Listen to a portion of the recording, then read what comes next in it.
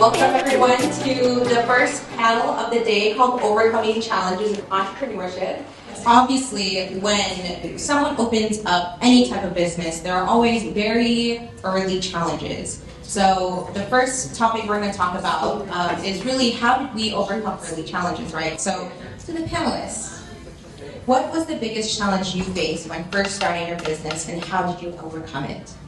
I think for us, having a lack of product and going out to try to sell to investors was a tough thing for us. Luckily, we had a lot of family support with that.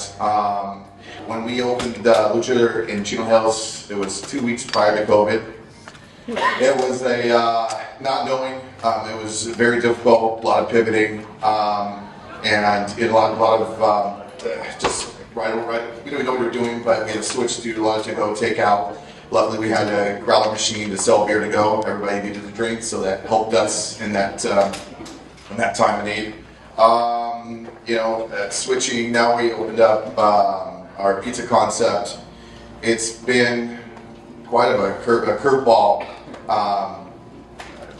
Switching a whole different concept to this new business that we want to do. But it's trying to say the words, but we've learned to do what we can to keep people coming back and make new specials and things like that. But other than those are kind of our main things that I've seen firsthand for us. In both roles as the CEO of manufacturers, I was in turnaround situations, so these were ongoing businesses, but you still have that entrepreneurial spirit. The biggest challenge I had in both situations was a lack of sales, amongst other things. But what it gets down to is getting away from the recycled thinking. You have to ask and come up with a fresh perspective and ask your organization better questions, okay, and involve more people in the process from throughout the organization. You know, the best decisions aren't based on hierarchy. Because you have a title does not mean you have the best answers. And if you engage and invite others to the table for their perspective, you're going to learn things. It's your job as the owner, CEO, leader, whatever your title is to connect the dots and build a strategy. But you can extract incredible information from all throughout your organization. That's the first thing to get yourself out of trouble or to prevent yourself from getting in trouble. Is that the involvement of others in problem solving. It also transforms your culture, which we'll talk a little bit later. The second thing is the consultant that I see with entrepreneurs getting in trouble, lack of capital. No offense to all the bankers in the room. The bankers are going to put you out of business. That's all. They have a job to do as well. So if you have debt to pay and you can't make your payments, they're going to cut off your cash, right? When you don't have cash, you can't buy your supplies. If you can't buy your supplies, you're out of business. It's a domino effect. So yes, bankers are an important component in the solution or launching of your business, but don't rely too heavily upon them. You need equity that you don't have to pay back immediately. It's all about cash flow. You just shared in the beginning. It's hard. You got to build that momentum. You got to get money coming in the door. And if you haven't it's all going out the door right away to pay off your debt, this story isn't going to work well for the long run. So those are the two different things that I've seen the biggest challenges that entrepreneurs run into.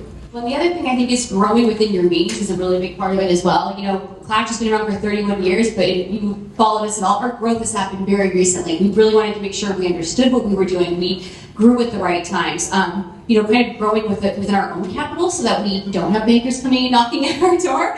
And as part of that as well, really making sure, a mistake that I see a lot of people making is, one, they open something or get into something because it's a passion, and a passion doesn't drive sales, unfortunately. I think that's a really key thing that people miss. You can't open something because you love it, because you'll hate it so fast. You really got to make sure you have a really solid business plan to support that love, and I think people miss that.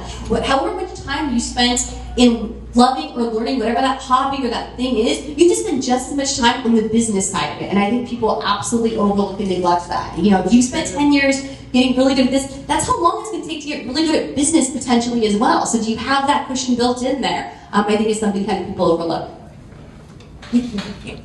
So of course, when you overcome these challenges, something that everyone has to really think about for sustainability of their business is personnel and leadership challenges. And I know you three can definitely continue to talk about this, as we had some side chats saying this is something very pivotal to businesses sustaining in the long term.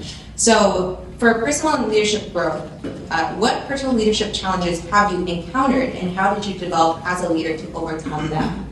You know, a few things. Clutch, we've added, in the last 3 years, 5 years, I don't know, we've more than doubled our retail size. In the last 3 months, we've added on, I think, 60 personnel. So personnel, we're at 170 or so right now, is definitely one of our major challenges. I think a few things that you have to make sure you do is you've got to have a reason people want to come to work with you, because they can get a paycheck a lot of different places. So like if you truly don't believe like this is what I love and being able to share that with people, that's a really important piece of it. Not everybody is going to love your business like you do, and that's okay. But do they truly believe that you love it? I think is a really big part. Are you genuine about what you're doing? I think just goes so far in getting people to show up and interact with the way you want them to every day and kind of represent you. So I think that's a really big part of it. And then the other thing is to develop your team. You've got to be investing in them. It's a simple thing. You should make sure you're doing reviews every 30 days, every 6 months, every annual year. Nobody should walk into an annual review or a 30-day review and not know exactly how it's going to go.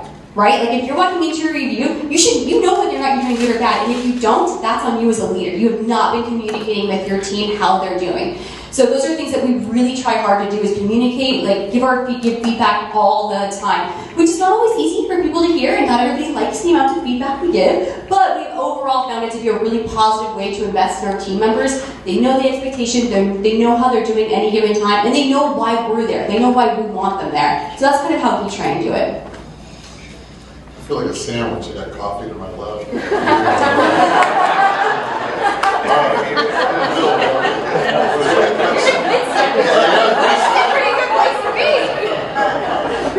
Also samples. I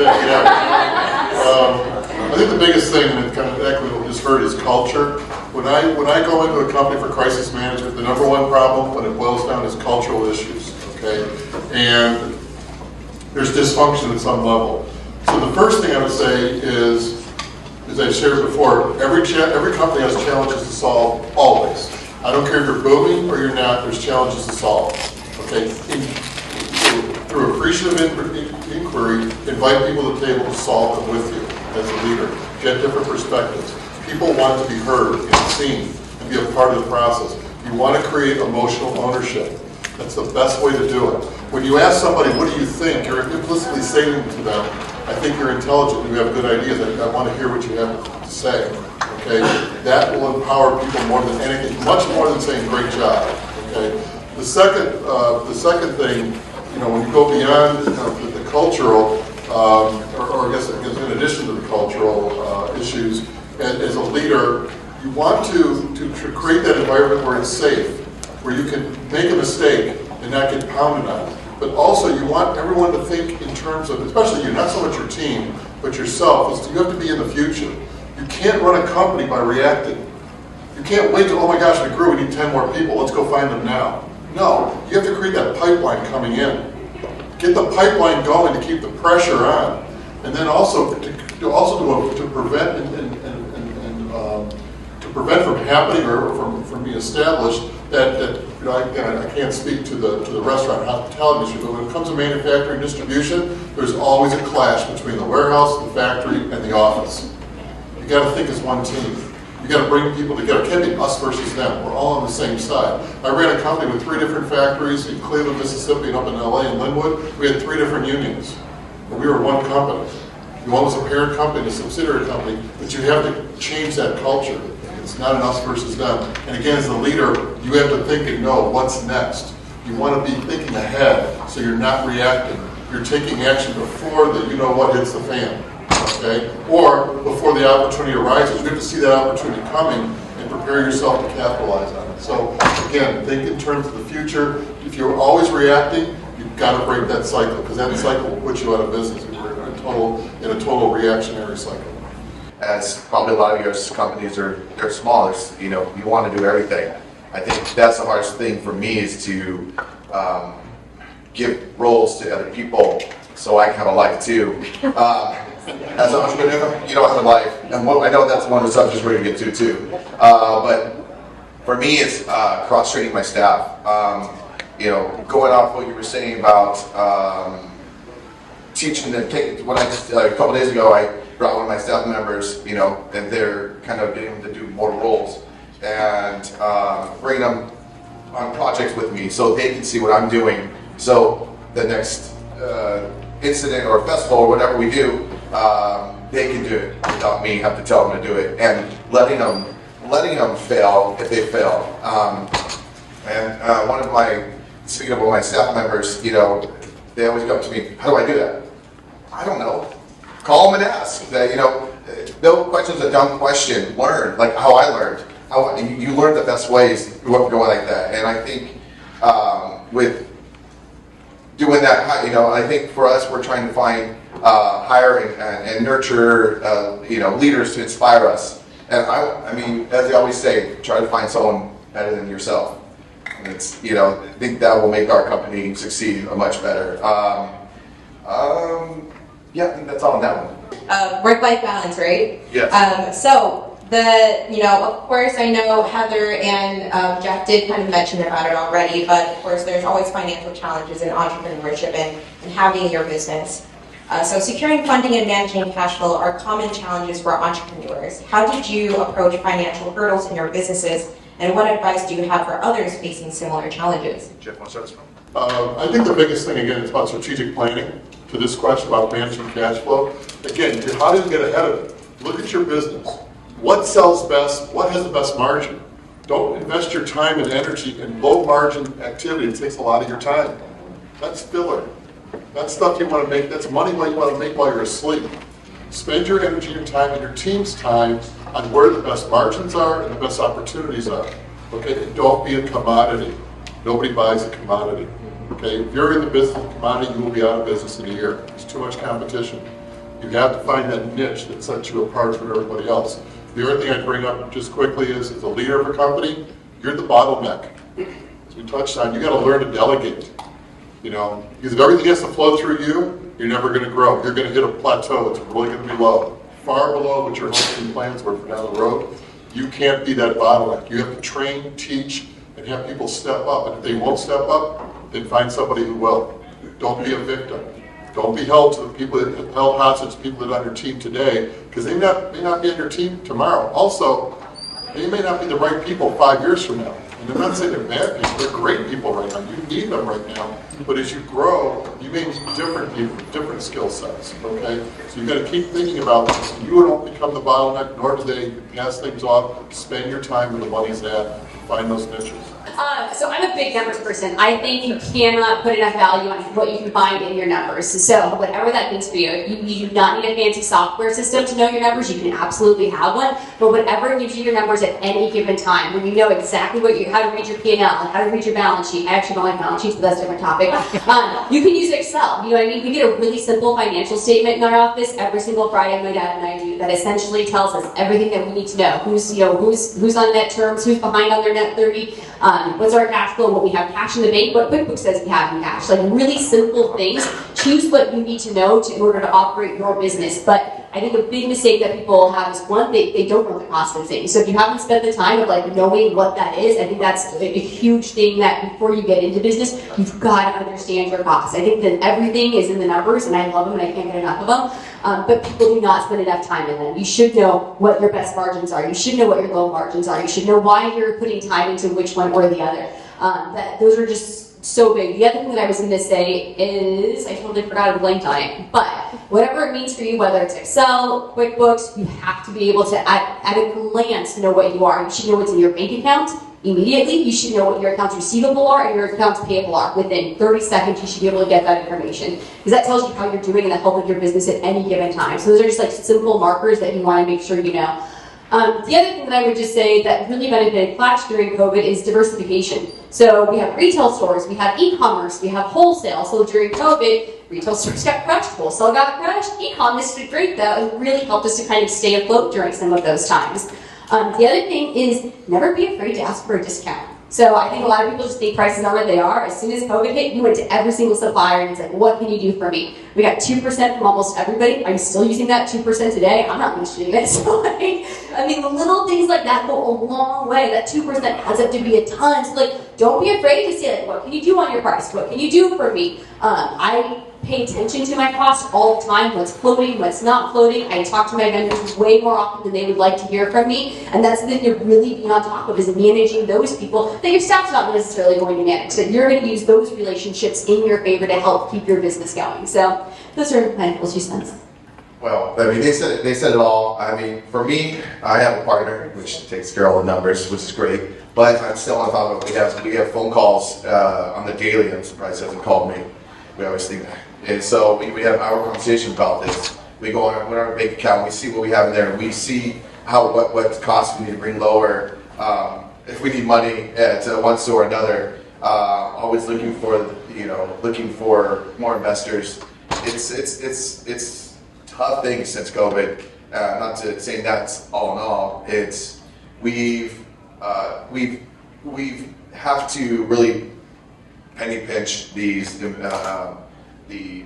reps and things for the companies, because you gotta watch them. They like to drive up prices anywhere they can without you seeing it, and it's something you have to look on a daily, weekly basis just to keep your company afloat. But loyalty is punished. You want to be treated like a new customer all the time. Yeah. Oh, I mean, I threaten them all the time. Say, hey, I'm going to another rep, or you guys can't match this, and it usually works. Or I say, or don't be shy of switching companies. Yes, it's a pain in the ass going from one company to another company, but like just for our food costs, stuff like that, we just, all right, here you go, match it or beat it, or we're moving on, and they do. And for a while, 6 months, a year, but you have to. If you don't ask, they won't give. With coffee, I'm sure the same way. Same kind of thing. So Don't ask me for discounts though. Ask everybody else for discounts. yeah, yes. So all right, on that. We hold a lot of power as customers ourselves running businesses, right? Unfortunately, Heather, the next topic is about balance sheets. All right, so of course with the Inland Empire and all this buzz about economic development, workforce development is such a hot topic. How do we support our employees, and how do we make sure that they get they do the job right and they are able to bring their income home, and they're able to expand a lot of their skill sets. So what challenges is your business experiencing, if any, with respect to your ongoing workforce requirements? Workforce is, it's very difficult. A lot of restaurants, they have revolving doors, especially the back of the house. And we do have troubles with that, because nowadays they go on Craigslist and say, oh, it's 50 cents more, and they leave. Nothing you can do about it. You hope you can keep them back, but I think for me is I try to just treat them as an adult, not as a friend, but as a boss, and try to hopefully that will keep them stay and keep them comfortable, and keep a good environment. It's really difficult out these days. I don't know if you see it the same way, keeping employed, but we do our best. I don't know. No, but I saw a quote once on LinkedIn and read, it was two executives having a conversation, and one said, what if we invest in our people and they leave? And the other executive responded back, what if we don't and they stay? Think about that. That's right. Okay? If you make the greatest place in the world to work, nobody's going to leave you, or very few will leave you. Yes, people are going to leave no matter what, for whatever reason. I'll give you a quick story on U.S. Rubber. When I worked here, I live in Orange County, but I served as CEO of U.S. Rubber in Colton for 4.5 years, and we manufactured fitness flooring. And when I went to join the company, I didn't know much about it. The recruiter called me. It was much smaller than I was used to, but it can be grown, right? Any business can grow to whatever you want to grow it towards. And my goal was to grow the company tenfold in 5 years. And I did it with ex-felons.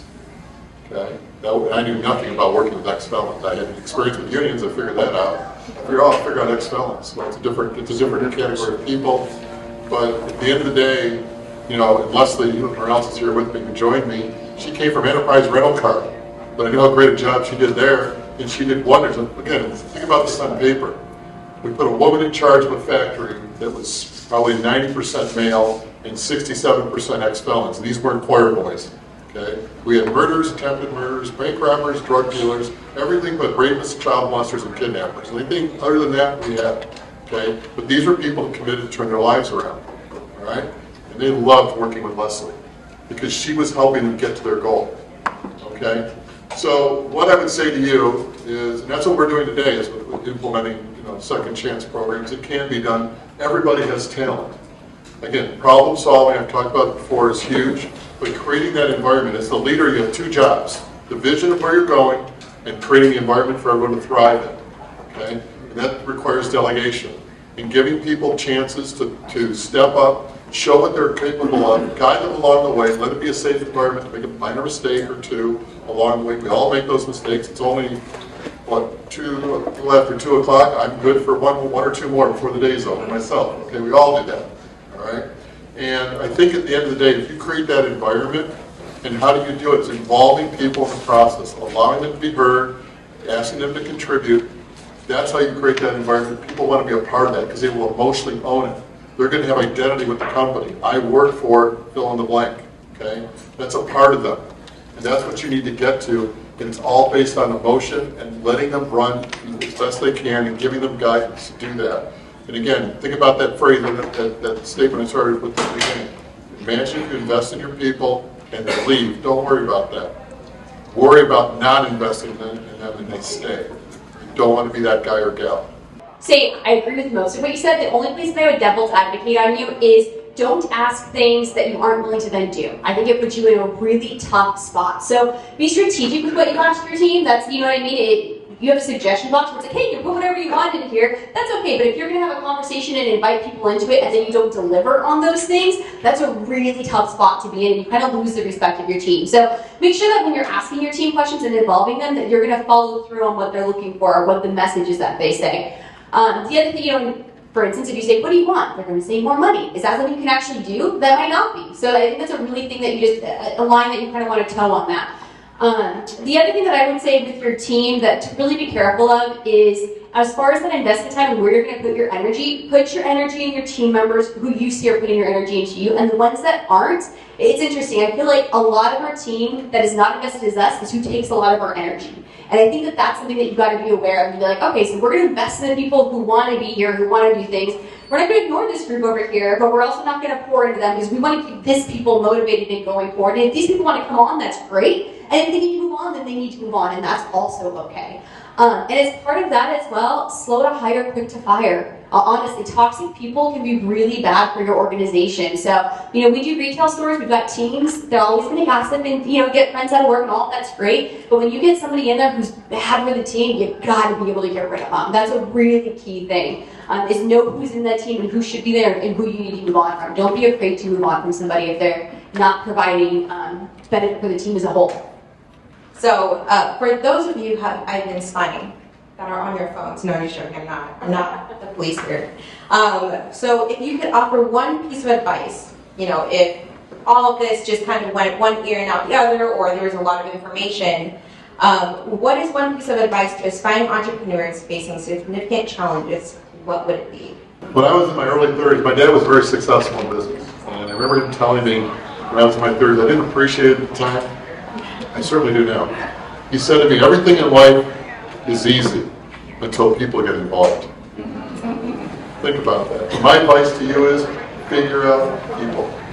That will take you farther than anything. Like the point was made about, I don't mind suggestions, I do challenge people. So if something's stupid, I will say it's stupid. If I say something stupid, I allow them to say something to me is stupid. If they tell me my idea is stupid, tell me something better. And that's how you have that respectful conversation. But I agree with that. You don't just roll over for anybody. But figuring out people is probably the most important thing. Yes, surrounding yourself with talented financial people, supply chain issues, all the other things are all important. But if you don't figure out people to run your organization and be there for your people, nothing else matters. Your accountants aren't going to get you out of it. And again, accountants are newspaper reporters. And I was an accounting major, passed the CPA, went to law school, and wanted to be an auditor when I grew up.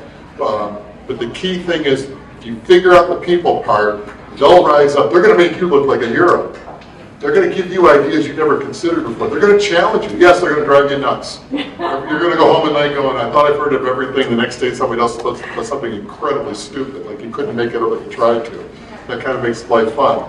But if you figure out people, they're the ones, they're going to be so loyal to you, so loyal to the organization, and I think everything will go from there. I guess going back to what I talked to before, is, don't forget to ask questions. You know, always ask questions. I think that's a big thing. I think people get scared of that. No one's going to shut you down. I tell my employees, figure it out. You know, it's the hardest thing to get millennials. I work with a lot of millennials. It's tough, but you know, get them to try to figure out this thing. The question they were asking, instead of coming to me 6 times a day when I'm sitting in my office trying to get work done, and they don't get the hint when the door's closed and my headphones are on. But you know, the second thing is thinking outside the box. This is something that's always in an entrepreneur's head: is sleeping, you know, lying in bed, figure out, how do I make money? How do I make money? And you know, one of the things that my wife always thinks, I thought I was going to have a heart attack. I said, let's put on a brew fest. Let's put on a festival. And I did. You know, I did the first one out in Cathedral City. Lost money, but I learned a lot. You know, and so I said, okay, let's put one out in Chino Hills. And, you know, this is where it goes to my shameless plug. We're at Brewfest November 9th in Chino Hills.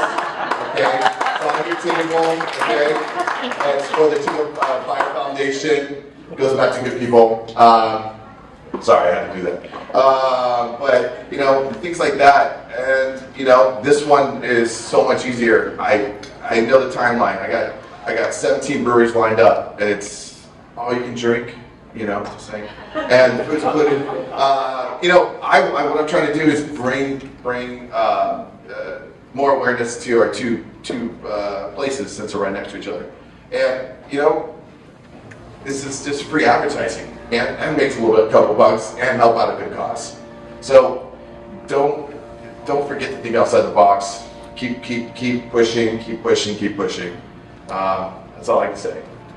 Yeah, I think it's hard to give one piece of advice for a challenge because everybody's challenges can be so different. I think honestly the people part of it is a really big key piece that you can't overlook. The other thing that I would say is, for whatever your business is, I think there's huge value in being involved in whatever your industry's networking is. To be able to ask people who have been in your exact same boat, right? Like Entrepreneurs Room is great, but I, for instance, don't know anything about stone, right? So being involved in an industry that has those same problems, talking to people who have that. So that's the thing that I would say, you know what I mean? Hospitality is very different than manufacturing when it comes to the issues that we've got there. Yes, they're all people, but they're also very different. So make sure that you're engaged with people who are having some of your same struggles so you can kind of figure out how did they overcome it? What did they implement that worked for them?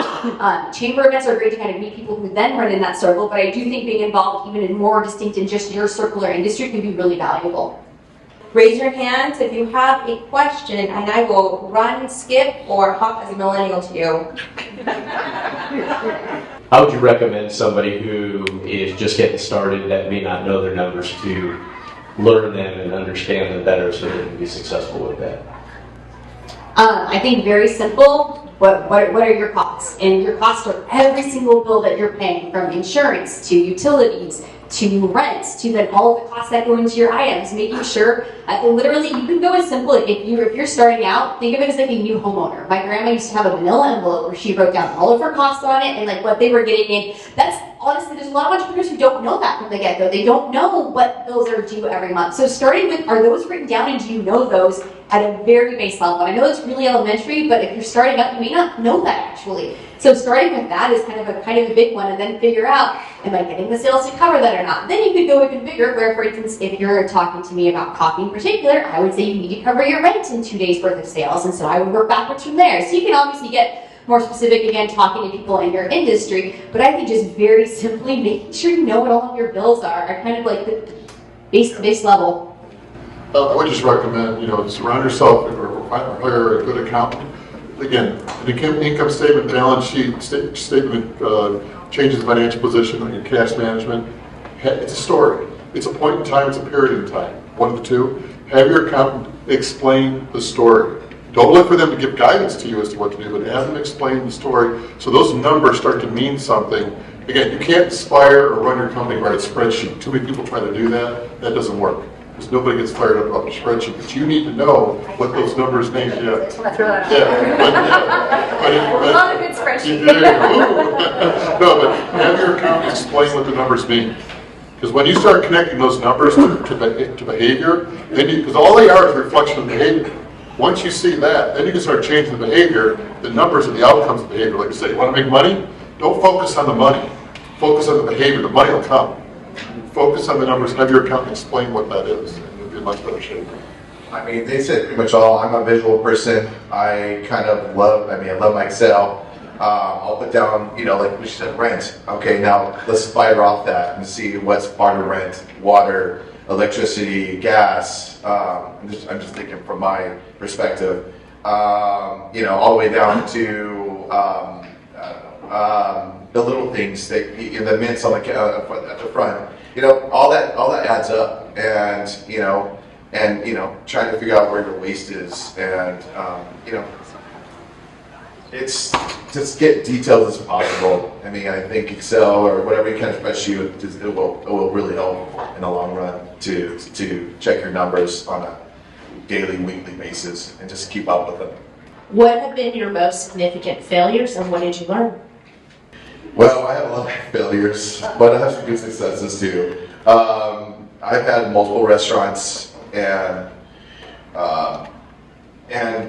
learned a lot from each place. And for me, I always look at it as my first restaurant in Mission Viejo with my partner that we butt heads and the reason why we left.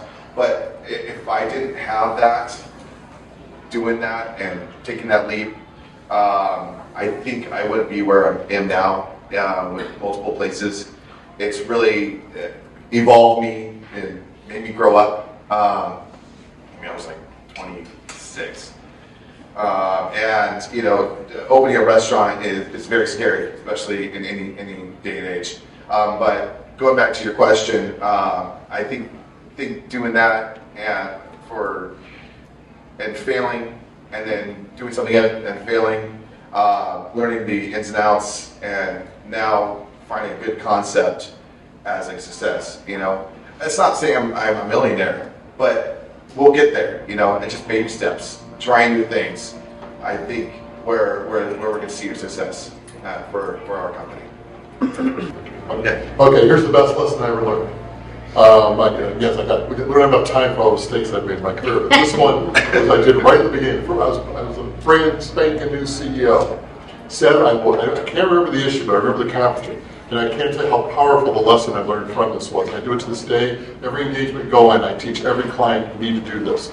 It was in the first 6 months. We were at a conference room. We had to solve some problem. There was like 8 people in the room. I said, okay, you do this, you do this, you do this, you do this, you do this, all the way around the table. And everybody did what I asked them to do. But as the boss, you think about it, nobody wants to get in trouble with the boss. They love to make the boss look like an ass clown, don't they? All right. So what happened was I didn't foresee one of the issues. So something fell between the cracks, and nobody took care of it. And they just let it fail. Because when it failed that way, guess whose fault it was? Mine. Nobody got in trouble. Here's the lesson I learned. Every time we solved a problem from that point on, I didn't dictate what we were going to do. I said, here's a problem we have to solve, and let them all decide and commit to how they're going to solve it, what their role is going to be. Now they have ownership. Now they're not going to let something fall in the cracks because it makes them look bad or they're going to be responsible. Because it's also better when they start cross-policing themselves to each other, it's 10 times more effective than the boss coming down and saying, you're in trouble, you didn't do this right as I told you to do. Because they're all doing this, sorry for that, but they're all doing this to the boss, right? But when they don't like doing that to each other. And they'll gang up on each other. If someone's not holding up their own weight and it's costing them money and bonuses, that's another thing I've learned is you use individual bonuses and group bonuses. You make the group bonuses 10 times bigger than the individual. They will police themselves. Because when we wake up on, November 1st, and they realize there are 4 people that pull their weight and they cost me $500 in bonuses, yeah, they'll start getting on them, and then they'll ask their boss to fire that person because it's costing them money. So that's my lesson. One of the things I think that we really invested in Clash and have learned and made 1,000 changes to over the time is a training program. If you're in any sort of hospitality or retail, people think you hire somebody and you train them on the tasks that they're going to do, right? But in retail or in hospitality, it's not a task business, it's a very people-driven business. And especially today, I think it's so important to spend time teaching people how to interact with other people. If you don't set the standard and teach people, here's how we're going to connect with our customers, here's how the conversations that we're going to have, here's how we're going to make eye contact, here's what engagement looks like. I think people take for granted that you can hire somebody and they can take an order on a POS and it's going to be the interaction that you want. So really taking what separates my business? You talked about being niche in what your business is. At Clash, we really value the conversations that we're having with people. But I can't hire somebody and expect them to be able to know how to do that. And that's something that took us, I think, a long time to figure out. We spend a lot of time training now in how you talk to people and doing role playing of that. It's not about the tasks that you're going to do. Those are easier to learn, but those soft skills and investing in those was a really big learn for us. What is your marketing choice, and what have you seen each individual that's been the most beneficial? So we literally spend our time kind of competing in the competitions, getting awards, and putting that out there. And that's kind of been one of the most consistent ways. It's long-term, it's reputable, and that's something that we've done.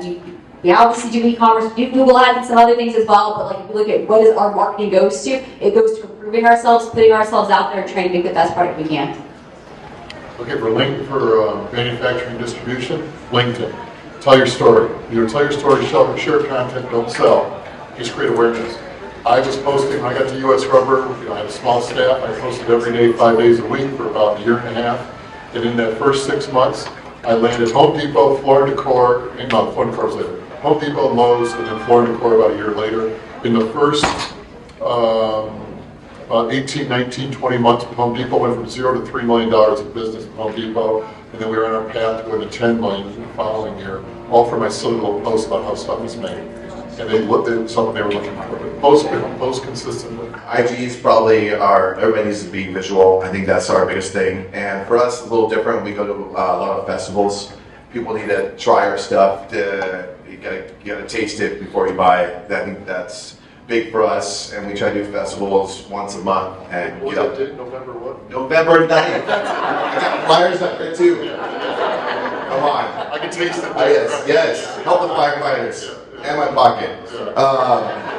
But yeah, I mean, that's for us, visual pictures. Everybody needs to see pictures. I think and again, I'm still learning, evolving. I try to get my staff to do it. That's my biggest thing right now, my hurdle. So, and I'm learning too, so.